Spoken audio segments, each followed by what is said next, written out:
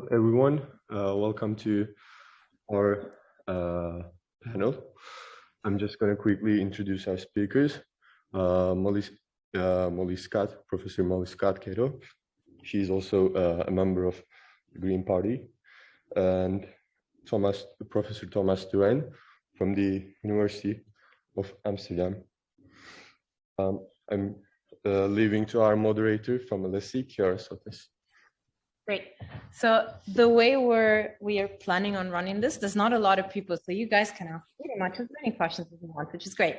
We're going to leave the floor to Molly and Thomas at first. They're going to give us a quick roundup of what they think are some of the issues that we're facing in policy making, and then we'll open it up to your questions, both on Zoom, so I'll take a look at whatever people are writing there, and from the floor. So at the end, if you guys just want to raise your hand, I can come through or repeat your questions for them.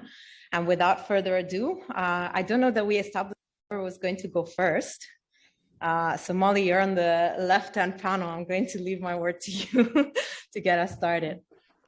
Okay, thank you very much, Chiara. And hello to everybody who's there who I can't actually see.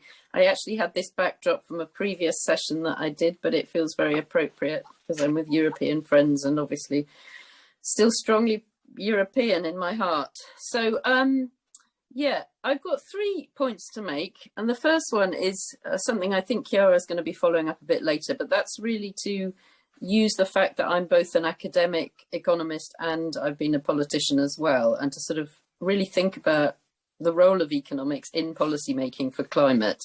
So I actually work at the University of Roehampton now, and I'm a professor of green economics there, and I just wanted to think a little bit about what that means, because I know that Thomas will be speaking in a minute, and I think Chiara too are environmental economists. And green economics is really quite different from that. I would say I've certainly learned a lot from ecological economists and taken on board the work from Georgescu Roegen and so on about the limits to the planet and the need to respect that, which is essential, I think, in dealing with climate change. But also the work I've done is very policy focused and very focused on people and changes they need to make. So it's not full of technical detail and regressions and theoretical modelling, which I guess we're going to hear more about this afternoon. So sometimes that makes me feel like a little bit of an imposter as an economist, because economics, as we all know, is very dominated by those sorts of techniques. But on the other hand, my policy experience tells me that actually people and how they behave and even narratives and stories are crucial in addressing and resolving these issues. So I feel that I deal with the breadth rather than the depth, but the depth of work that I think Thomas will be presenting in a moment is also obviously crucial to resolving these issues. So anyway, I think we'll move into a bit more discussion on that when we get to the Q&A. So the 2 really substantive points I wanted to raise, one is about where we're going to make the change. You know, who's going to make the change really? Is it markets or is it governments? And the other one is just a few policies that I'm a big fan of, which I'm throwing into the mix. So actually, obviously, whenever you set up a dichotomy like that, the answer's both, isn't it? So we do need changes from the market and changes from governments. But it's certainly clear to me that the market economy, the profit-driven economy, that the economy based on accumulation and growth is a key cause of both the environmental crisis and the climate crisis. And so I've got to be sceptical about the market's ability to resolve these issues, because if it was going to do that, I can't help feeling that would probably have already happened. And obviously I'm somebody who's worked in government as a member of the European Parliament, and so I could see the role that politicians have to play in creating a regulatory framework that enables markets to then operate in a way that's positive in terms of environment and climate rather than destructive. And a key aspect of that is putting the right incentives into the market, obviously. And I'll talk about some of those in a minute. But there's also a sort of fundamental issue, which is the fact that a lot of what we need to do to address the climate crisis is simply not profitable. So, for example, an old lady living in Aberdeen who I heard on the radio this morning, who's in the snow, lost electricity, you know, needing to insulate her home to reduce her fuel bills and stay warm in the winter without producing carbon dioxide. We're not going to make a profit out of her. We need to make sure that government provides her with a grant for the insulation that she needs.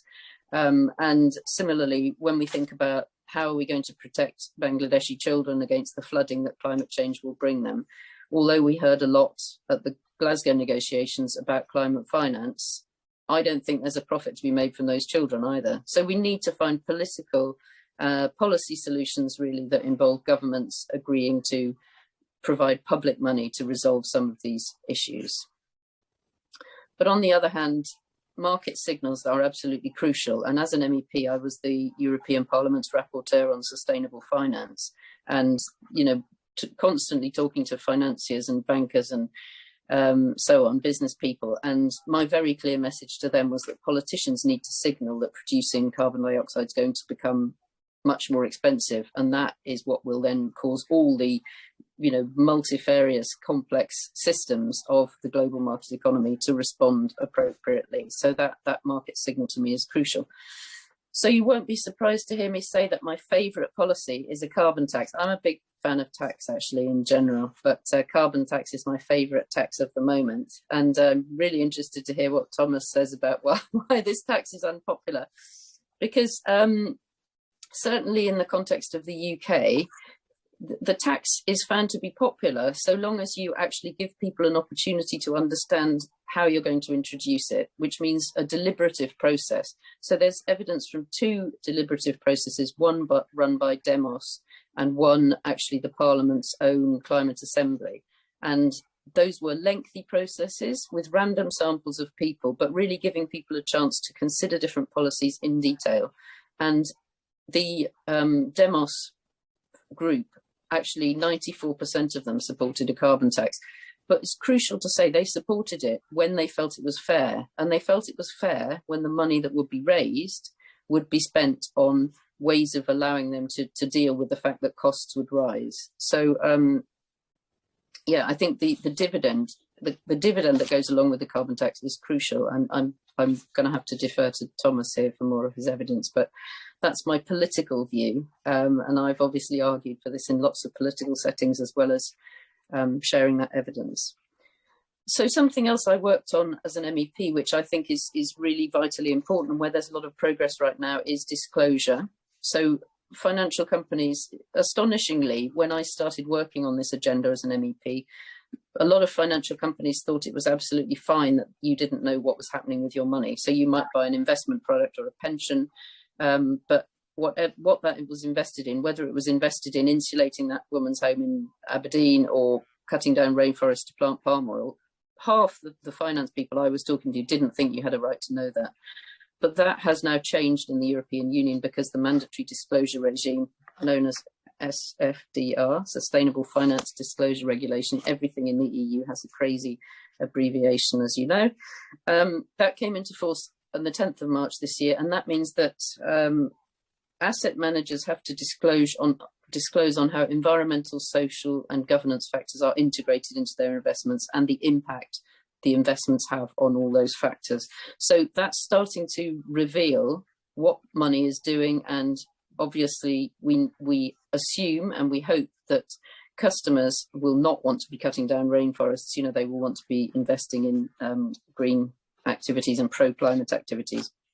And then my third thing is really about asking questions about what the economy is for. And this is an agenda that comes under the heading well-being economy, but it's really questioning the focus that economists have on GDP as the key success of an economy. And it's sort of saying, actually, is quantity the thing that really matters, particularly when the growing economy is is really pushing against planetary boundaries now, obviously in the case of climate, but also with water supplies, with the quality of our soils, with the nitrogen cycle and so on.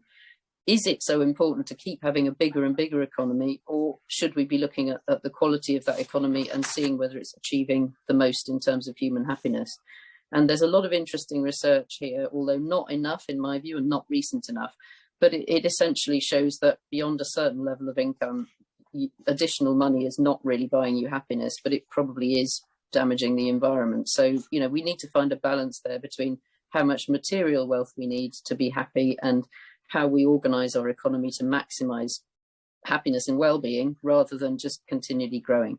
So that's my opening pitch. I look forward to hearing from Thomas and to hearing Chiara's and others' questions. It's a great introduction. You touched on so many different topics in environmental research and in policymaking. I hope some of the questions will come from that. But let's hear from Thomas before we go to that.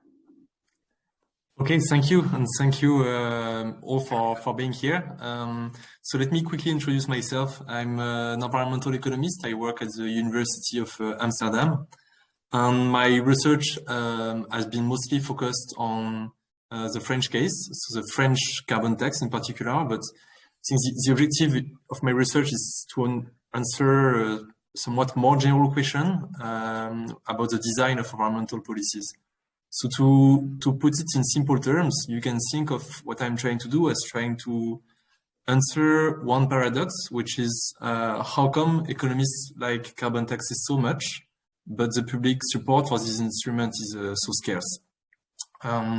So obviously the French carbon tax is a really nice example, because some of you may recall the Yellow Vest movement, where the French carbon tax was supposed to increase over time, but because of popular protests against that tax, the project was abandoned in 2018.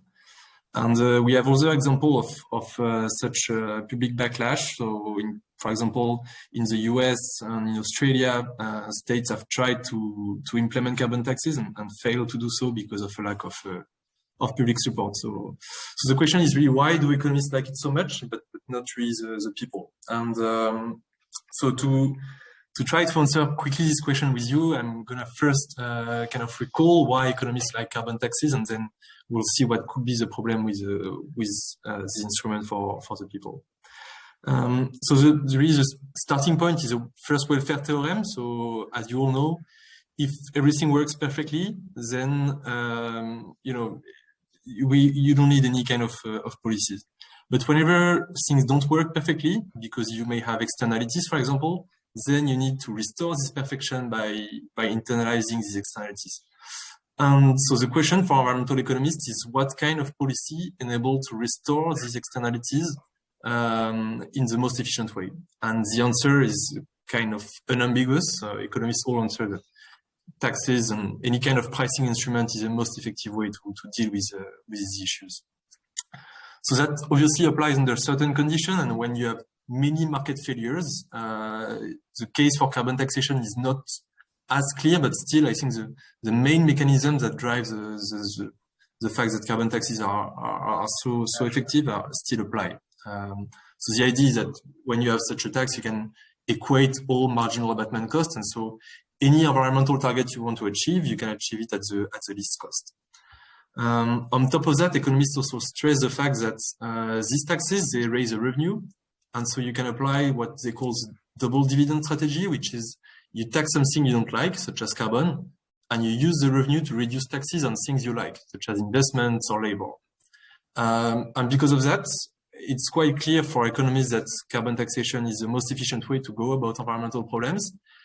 It doesn't mean that other instruments should not be used. They are complementary, but we don't see any instruments that can be implemented at such a large scale and provide such large abatements at a minimal cost.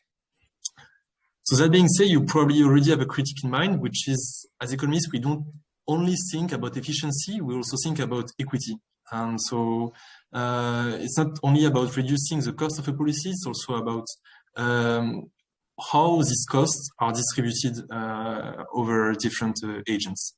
So we do have a large literature that shows that environmental policies, and in particular environmental taxes, they can have regressive effects, meaning that they hurt more lower income households. And so in that spirit, if you use the revenue of these taxes to reduce taxes on capital and labor, you only are going to exacerbate the distributive impacts of these taxes. So because of that, that's, I think, one of the main reasons why we had the Yellow Vest movement in France, because there was an increase in the carbon tax and a decrease in capital taxes, so this policy was extremely regressive. So fortunately, we have policies to overcome this problem, and one that is getting traction is what we call the tax and dividend, which is you tax carbon and you use the revenue of the carbon tax to redistribute lump sum to everyone. And so because poor households spend less in absolute value in carbon-intensive goods than rich households, they will get a larger transfers than what they spent in the carbon tax, and so they are going to be made better off. So this policy is a progressive policy on average, because lower income households will gain. And so it has become really popular among economists. And we recently had a call of about 3,000 US economists that claim that such a policy should be implemented in the US because it's both fair and it has a potential to largely increase the political support for carbon taxation. So that's where my research intervenes. The point I'm trying to make is that this is a good policy. I'm not questioning it, but it's not a Pareto improving policy. And we often are trying to sell it as something that will be beneficial for everyone and that will be an ideal policy. And I just want to point to some shortcomings that I think should be acknowledged and that can explain why, even though it seems to be a great policy, it's not implemented everywhere. So the first shortcoming is that even though such a policy is progressive, it generates large horizontal distributive effects, meaning that if you look within income groups, you have large differences in the impact of the tax. And so even if it's progressive, you have a significant share of low-income households that are net losers from such a policy, and a significant share of rich people that gain from such a policy. And so, of course, there are ways to alleviate this problem. You can design specific transfers that are more targeted, but you quickly see that the more you will target these transfers, the less you will provide the right incentives to reduce emissions. And essentially, perfect targeting is infeasible, and you will never be able to achieve something that is Pareto improving. So the bottom line is that these policies create winners and losers, and they are not the Pareto improving policies that we hope they could be. The second point, so the first point is really that economists basically have rather tended to underestimate the distributive effect of these policies and I think about this tax and dividend as something that is progressive and therefore fair, which is not necessarily the case. The second point has more to do with how people perceive these policies. So, the starting point is why do people oppose carbon taxes so much? Because of the distributive effects, but still they do not oppose, for example, subsidies or standards as much because of the same distributive effects. While if you think about giving subsidies to buy electric cars, for example, this is something that is highly regressive, but still nobody is opposing these policies. So in my research, I've looked at how people perceive carbon taxes and how this perception differ from the actual effect of these policies. And what we found is that people tend to largely overestimate the impact of carbon taxes on their budget. And they also are pessimistic about the distributive effect, so they overestimate their regressivity and they underestimate the environmental effectiveness. And the debate seems to be quite polarized in France about the topic, as it is in other countries, for example, in the US. So if you provide more information to people, explaining them what are the actual effects of the policy, they tend to dismiss the information and only accept the information that is negative about the tax, which is a result that we found quite surprising. We didn't really expect that when running our study, but it was actually impossible to convince people of the true properties of carbon pricing. And this has probably to do with the past experience they had of this instrument. So to come back on what Molly said about people debating and being able to agree on the nice properties of carbon pricing, it's probably true that this is possible. But what matters a lot is what was people's past experience about these schemes. And in France, the bad experience of the Yellow Vest movement really created a precedent where now it's much more difficult to convince people that other carbon pricing schemes could work. And we had a similar initiative in France as in the UK, where citizens were random selected to debate about environmental policies. We called it the Convention Citoyenne, that really followed the Yellow Vest movement to know what to do about environmental policies after the Yellow Vests. And what came out of this is basically any kind of policy, but not carbon pricing. And the reason is that carbon pricing was shortly debated during this assembly, but some people had really a gut rejection of this policy. There's a really strong aversion towards the tax.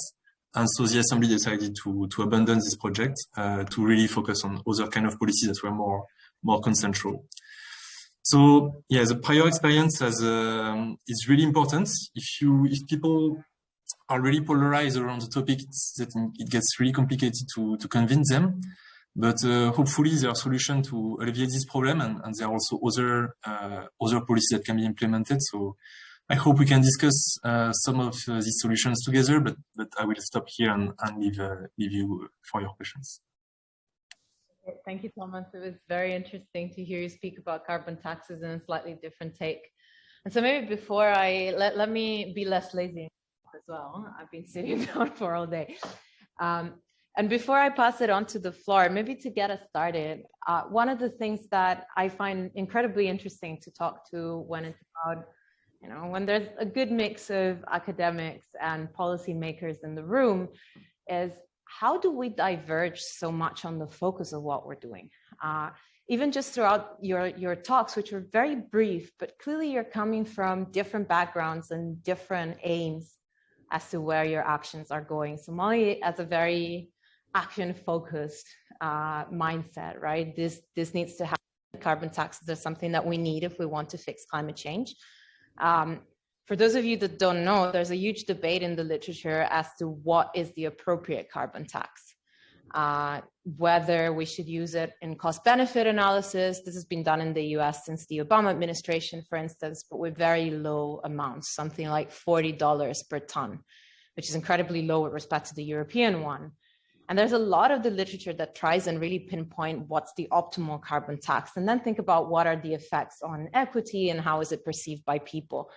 But how do you see this gap between the action-driven policy making, be it in support or against carbon taxes, versus instead this academic approach where maybe we want to be more precise and really it's about the extra $1 or extra $2 and how are they growing in time and what's the right discount rate?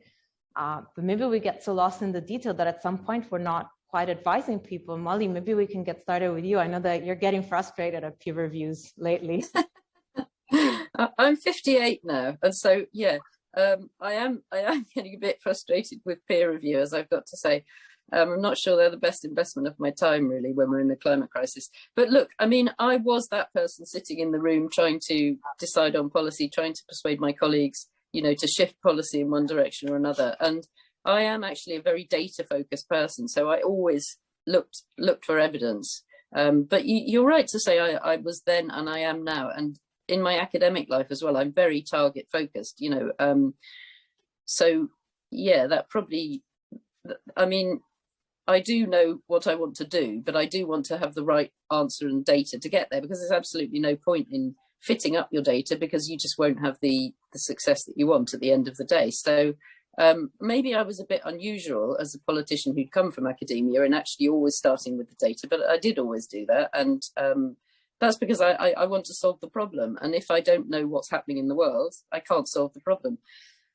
So I very much value the work that you're talking about. And, I certainly relied a lot on academic work, certainly policy-focused academic work. And we had sessions in the Parliament, and the Commission as well gets hold of, pays for a lot of research work, which I found incredibly useful. But I have to say that the bits that are useful are the hard data about actual things, and the sort of stuff Thomas has done, about surveys and opinions and people's behaviour and reactions is obviously crucial if you're a politician. But what I find rather more frustrating is the enormous amount of very theoretical modelling work that happens in economics that actually starts with a model like, equilibrium analysis or perfect competition. Those things don't exist in the real world. They exist in kind of economic theory, but actually in the real world, there isn't ever perfect competition. We know that. Economists have known that for decades. So it's that work that starts from a theory that's not actually reality that I find isn't very helpful. So yeah, and I think a problem, as I've always seen it in economics as a discipline, is that sort of work, it almost feels like the further your work is from reality and policy, the more likely it is to get published in a really good journal. And something feels a little bit topsy-turvy to me there. And I do feel that as a discipline, we need to focus more on the problem and solving the problem, and maybe focus less on getting the right theoretical model. And, you know, the reason is, this is urgent. You know, the IPCC tells us that we have to tackle the climate crisis essentially by the end of this decade. You're a lot younger than I am, you know, although I have children and now a grandchild, so I have a stake in the future as well. But we really do need to get on with this now. And personally, I would rather have active policy urgently than be absolutely sure we're going to know the precise outcome of that. But I think Thomas's mentioning of the yellow vest movement is really important caveat to what I'm saying now, because if you introduce the wrong policy, and the same sort of thing happened in Australia, actually, you can have a very serious backfiring and then it's very difficult to get right on track. Although I would say in both cases there was significant badly intentioned political pressure from the Front National in France and from the fossil fuel industry in Australia. So it's not like that happened. It's not like people, you know, by accident turned against those policies. You know, they were turned against those policies with a lot of well-funded lies, in my view. But nonetheless, it still makes the point that you don't want to get off on the wrong foot in terms of policy, because it can be very hard then to rebuild confidence in the right policies.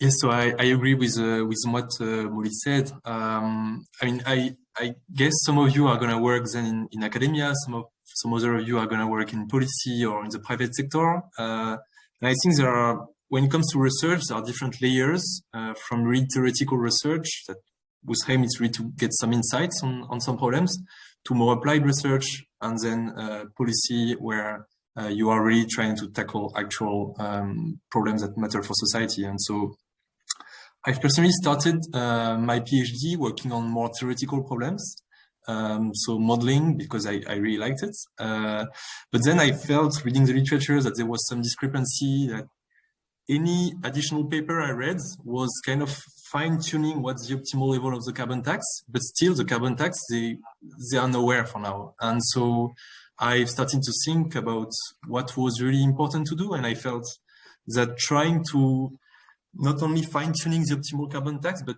finding the reason why we are so far from those taxes was something important to do. So there is some research that is more focused on the political economy of climate policies. And I mean, if you are interested in environmental economics, I think this is a good research avenue, and you can have an approach that is both research-oriented, but that also clear implication for policy.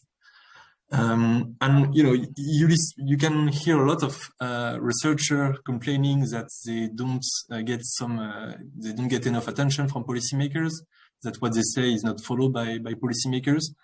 But I can tell you that as a researcher, you can, if you manage to present your research in a way that is relevant for policymakers, they do hear you. They won't necessarily apply what you tell them to do, because there are lots of stakeholders, a lot of people saying different things, but you will get people attention. So, you know, there is clearly a bridge that exists between research and policy. So you can go on both sides and do, I mean, if you like, both research and action. Yeah, so I'm going to add something. I'm a mostly behavioral person, so I like to see myself in the middle, what Thomas and Molly are doing, and definitely on the policy making advice side. But I do want to defend the guys that have spent their lifetimes trying to get this estimate correct. Many of them do think that this is the right way to help policy. If I can only find the right number, then I can convince everyone that this is in fact the right number, that this is what we need to see in reality. So, you know, sometimes we detach ourselves from reality a little bit more. And I agree with Molly, there's some assumptions that it would be nice not to see made in the literature anymore. But I do think in most of the cases, it's really trying to do the best that we can and just trying maybe to leverage whether we have more of a maths mindset and try and push in that direction, or more on the intuition side. I have many more questions for you. I mean, I could spend the day talking to you, but maybe if there are some from the floor, we can take those before I move on. Do you guys have anything you want to ask? Yes. Do you want to come up and, yeah? Relatively close to of course. Thanks so much. Can you hear me? Yeah. Fabulous. First of all, thank you so much for the talk. kind of so far the discussion has mainly revolved around carbon taxes.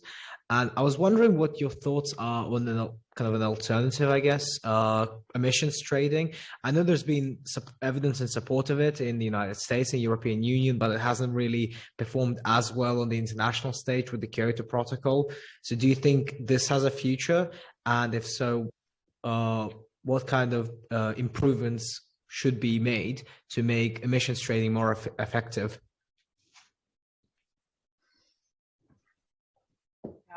Good question here. Do we have a taker? Thomas, can I leave that to you as our academic representative to get us? I can start, but I'm pretty sure Molly has to say about it too.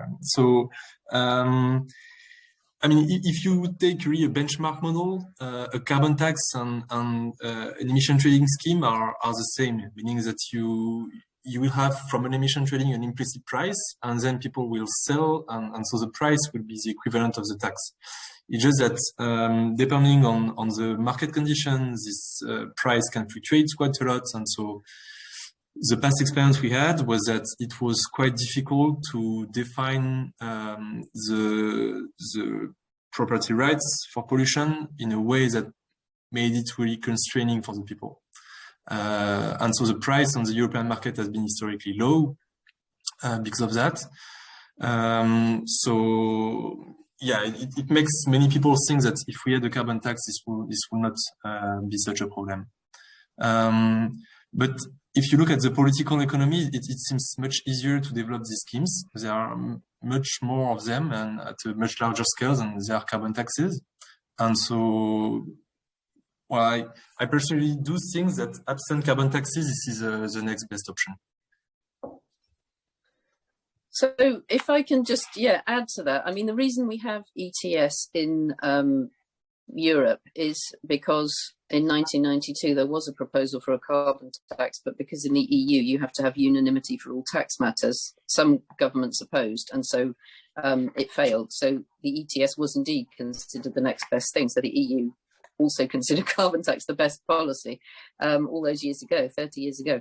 Now, look, my worry about the ETS or any carbon trading scheme is that you're creating an artificial market. Now, we can argue about how efficient real markets are when there's a real product, but in the case of ETS, there isn't a real product. There's a sort of artificial product, which is effectively a space in the global atmosphere to put carbon dioxide, and then you sell the license to use up that bit of space. But so when the ETS was set up, the first two rounds of it, the fossil fuel lobby and heavy industry lobbyists pushed incredibly hard to have an awful lot of sectors either exempted or an awful lot of licenses introduced. And the result of that was it was much too cheap to buy a license. And so the market collapsed twice because there was no scarcity. So effectively it didn't function as a market. So to me, that's sort of symptomatic of one of the key problems, which is in any artificial market, vested interests will push to determine how that market is structured. And that will very much deter or block the intention of the policy. And I think that was clearly proved in the ETS, the EU ETS. But there's been a revision now, and this third round, I think we're in the third round now, does seem to be holding up better. And the last time I looked, the market price was about 67 euros a tonne, and my sort of benchmark for where it should be is about £100 a tonne. So that still feels quite a long way off, but much higher than you'd be facing in any other part of the world. So ETS is now having an impact, I would say, in driving down the emissions and creating incentives to move away from fossil fuels. But there's always going to be a problem with it, which is you don't have a clear price trajectory. So if you introduce a carbon tax, you say £100 a tonne now, £500 a tonne by 2030. If I was Chancellor, I would say that. We'd see what happened. We'd have the yellow vests out probably, the British equivalent. But the motorists, would all be battling on anyway. So the point is, people running businesses would understand clearly not just where the price is now, but where the price is going. And that enables them then to plan, to invest, to reduce their CO2 emissions. With the trading system, what they're doing, some of them will decide to reduce emissions. Others will decide it's better for them to buy permits. But most importantly, a lot of them will get involved in gaming the market. And so to my mind, that's a less efficient way of dealing with this problem, because you'll have sort of secondary activity.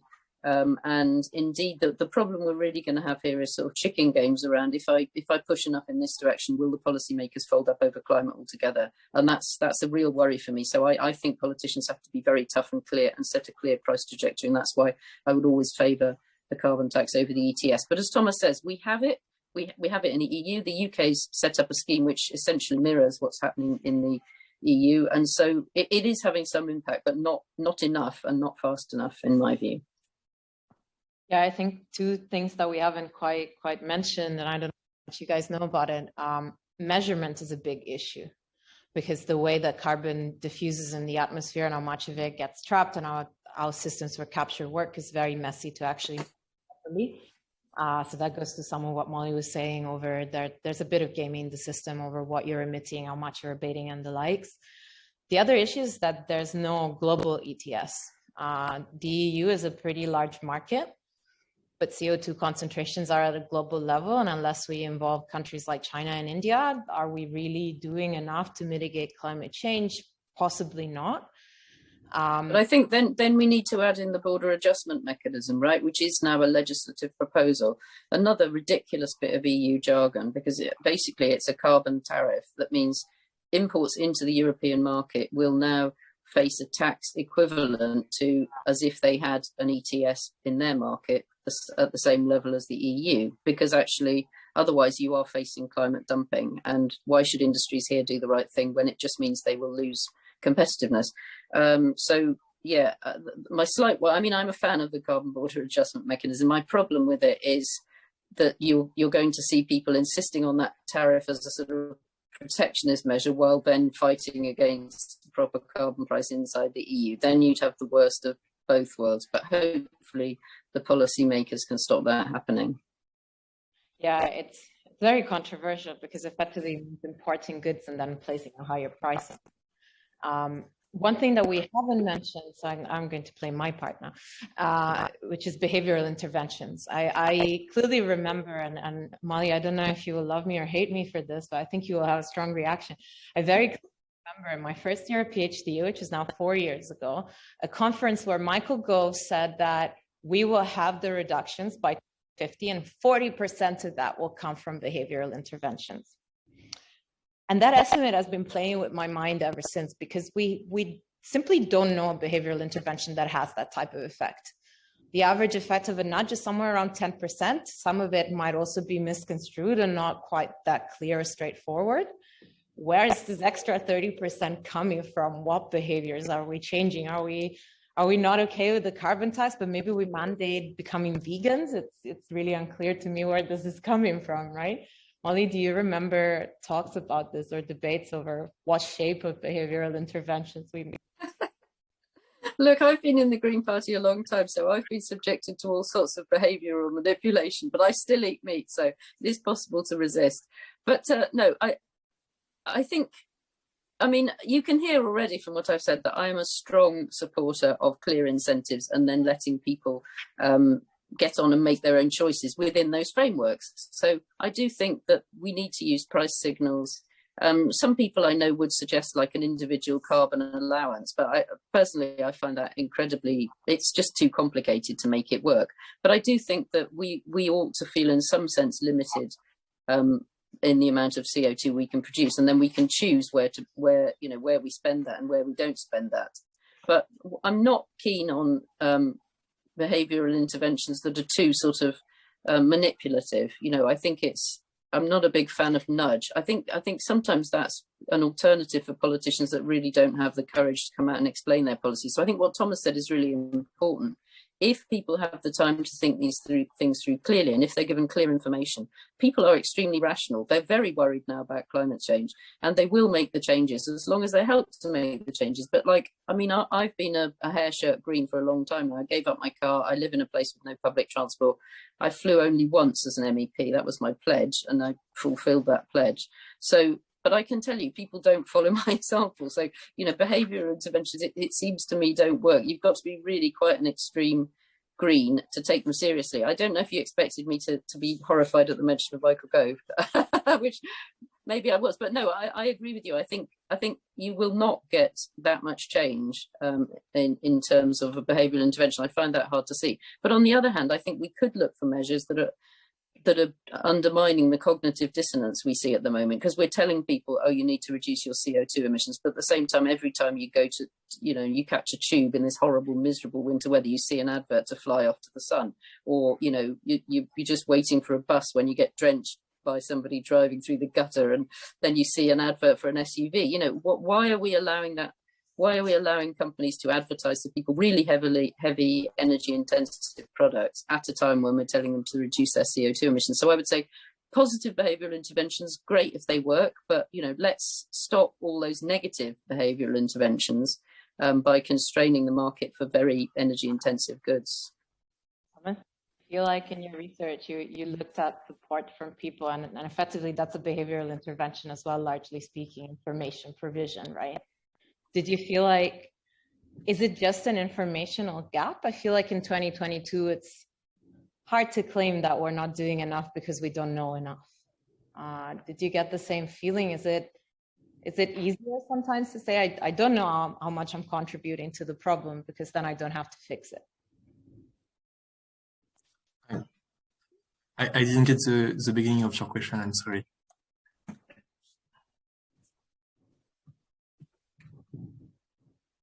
Sorry, go again. Yeah, I didn't hear the beginning of your question. So my feeling is that it's now very hard to say that it's an informational gap that we have. It's probably more that we don't want to accept how much we're contributing to the problem, because then we'd have to face it somehow. Yes. Yeah, so let me just say a few words first about the potential of nudges to solve the problem. And then I will say a word about the information gap. So if you consider carbon taxes as behavioral intervention, because they change behavior, then yes, there's a great potential of reducing a lot of emissions. If you restrict to these more nudges, so more specific interventions that aim at tackling a specific behavior, then I think the potential is quite limited. And the exercise of thought is simply that one insight that we get from these models that we use in economics is that general equilibrium effects are extremely strong. And so if you change the behavior of some people about some sector of the economy, well, sure, they're going to reduce their emission of CO2, but then the price of fossil fuel is going to decrease, and other people in other sectors are going to consume more of it. And so by just imposing some specific regulations on specific sectors, if you don't have a price that is homogeneous on all emissions, then you won't achieve the decarbonization you want. And so these small partial policies, I don't think they have a great potential overall. But I do think they are complementary to carbon pricing, whether taxes or permits, by really tackling specific behavior where people clearly misoptimize. So in that sense, I think they can be useful, but they are clearly not sufficient.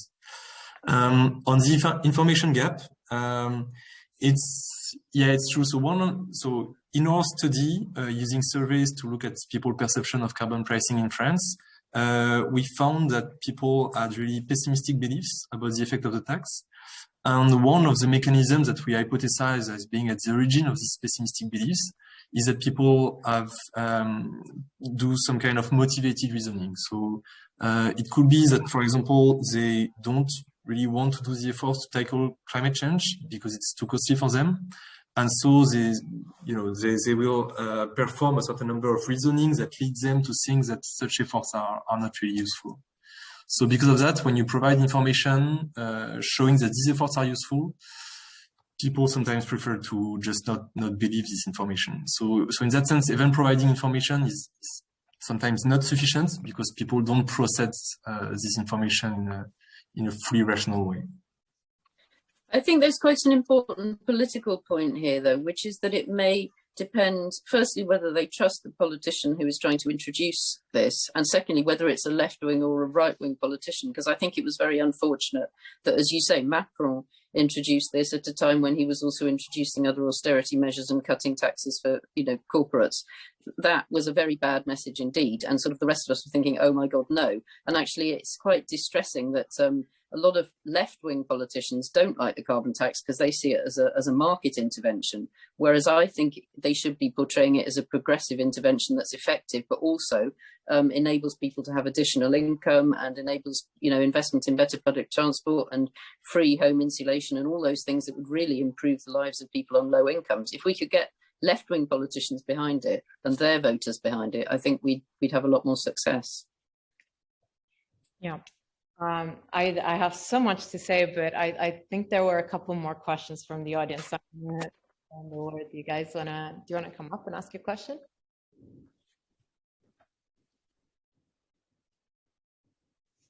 Getting there.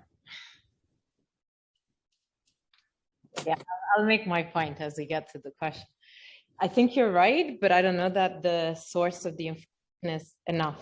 We're seeing it with COVID and vaccines and mask mandates and the likes, right? It's even when it comes from experts who are not to the left or to the right, people are still not believing it, or at least a portion of the population is. But that is surely bad modelling by those in leadership positions. I mean, one person in particular who I don't think we need to mention, to, you know, somebody who'll turn up in a hospital where it clearly says you have to wear a mask, not wearing a mask.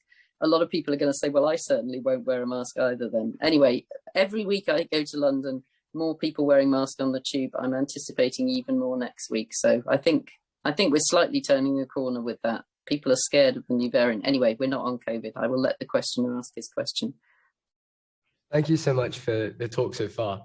I had a question. We've spoken a lot about how the carbon tax might reduce the emissions of companies and things like this.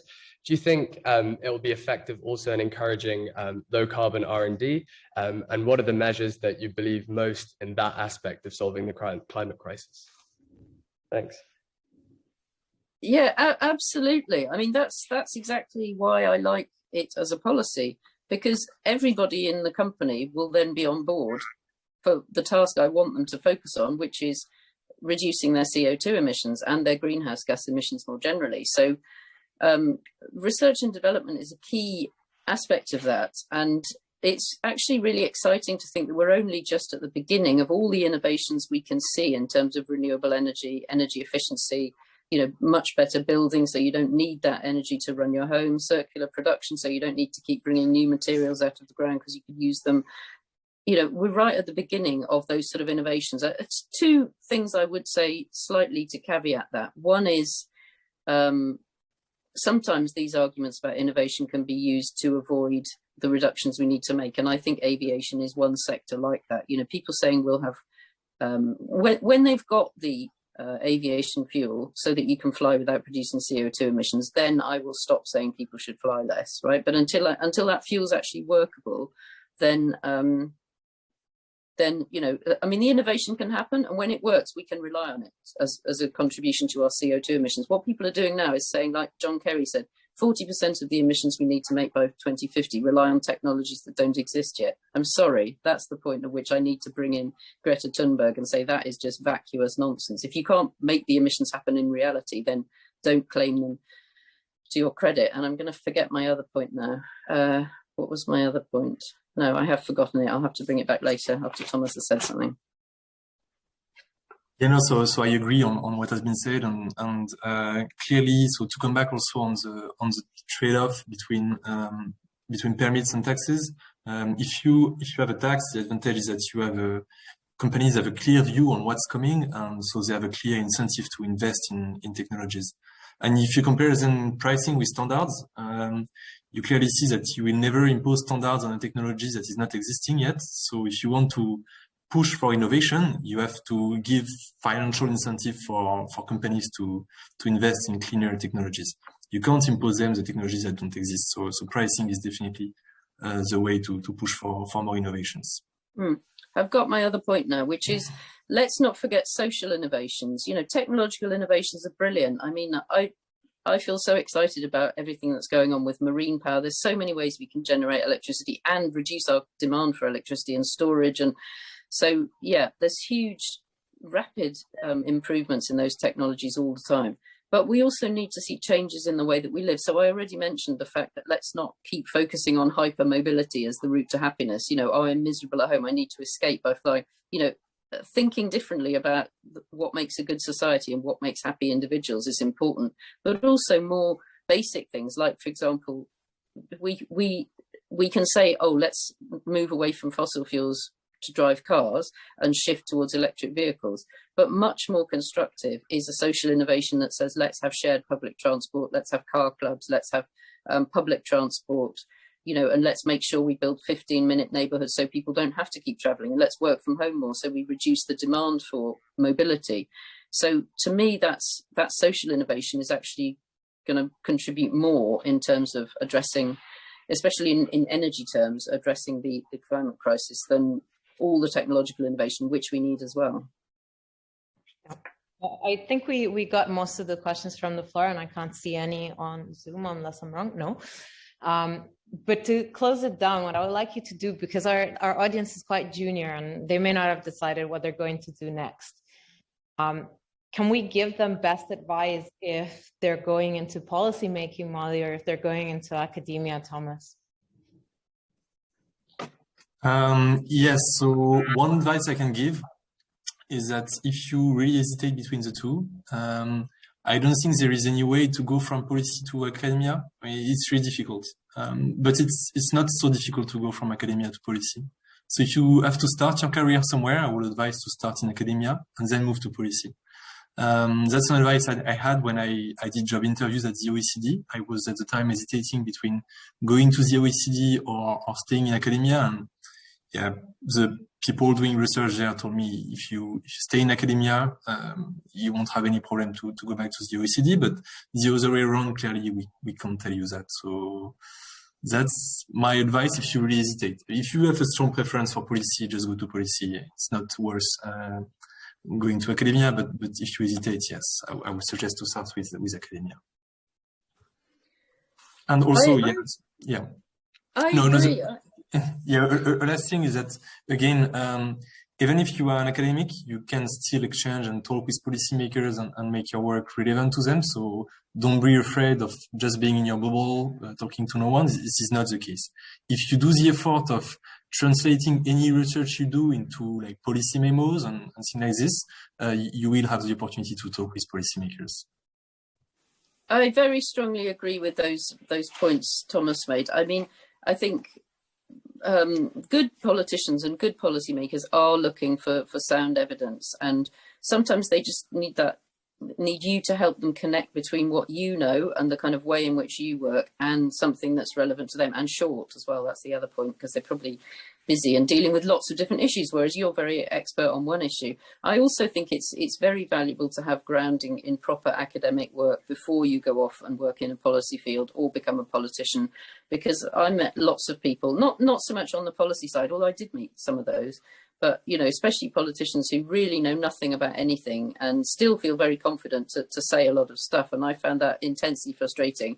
And so I think, yeah, a good academic grounding and knowing the value of knowledge, and also knowing where you can find more knowledge and knowing how to find people that know things that are useful to you, all of that is incredibly useful in a policy role. So I think some time spent in academia, as long as you don't disappear down too many a rabbit hole somewhere. But I'm very pleased you came out of your rabbit hole, Thomas. I'm impressed by that, and came to solve the problem. Thank you. So I would just say the other thing is there's loads of roles in policy. So obviously there's roles working in a university where you're commissioned to provide policy support, but you're still in the university. Then there's roles working for politicians or working in Parliament.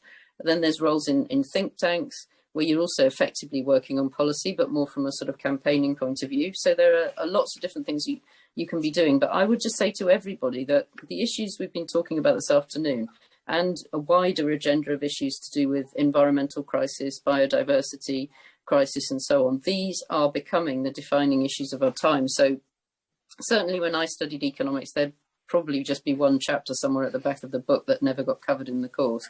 And even now, I would say these issues aren't central to economics teaching, but they are becoming central to all our lives and to the policy agenda. So hopefully you are getting a chance to study them. And, you know, I would certainly welcome and value anybody who wants to focus more on these issues and make them more central to the discipline of economics. That's something I've tried to do in my career when I've been in academia, and yeah, it needs to happen a lot more. We need the insights of economics to work with what we know about the environment, because we've got really serious issues facing us, and they're going to be the issues that dominate your lives. So please contribute to this agenda. It's the most important thing we can all do, I think. Molly, I think I don't want to steal your serious point. I clearly agree with you. But I will close with a story, because you reminded me of my personal coming out as an environmental economist. I remember when I told my parents I wanted to do environmental economics, I was 17. And my mom looked at me like it was yet another of those things where I had to be different from people. It's just like, really, like this too? Your economics would have worked on its own. Why the environmental earlier?